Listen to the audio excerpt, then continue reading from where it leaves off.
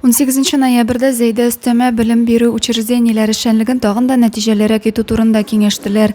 Киңәшмә шәһәрнең балалар иҗат йорты базасында оештырылды. Аның эшендә район башлыгы Разиф Кәримов, район башкарма комитеты җитәкчесе Эмиль Галиев катнашты. Киңәшмәнең пленар өлешенә кадәр анда катнашучылар балалар эшләреннән торган бай күргәзмәне карадылар. Шулай ук балалар иҗат йортында эшләп килүче берләшмәләр эшчәнлеге белән таныштылар. Молодой педагог только что у нас начала свою работу.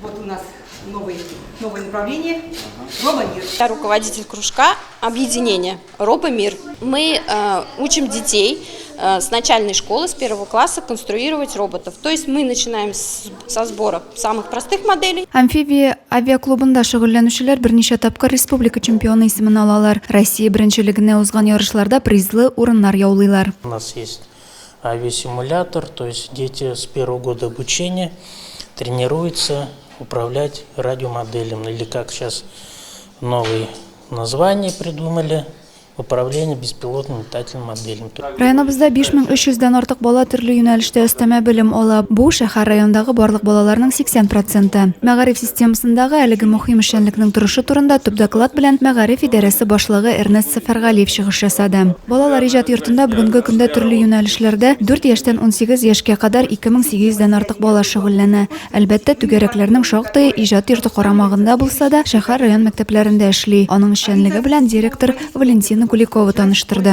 Образовательный процесс в учреждении осуществляет 20 педагогических работников. Коллектив характеризуется высоким уровнем профессионального мастерства.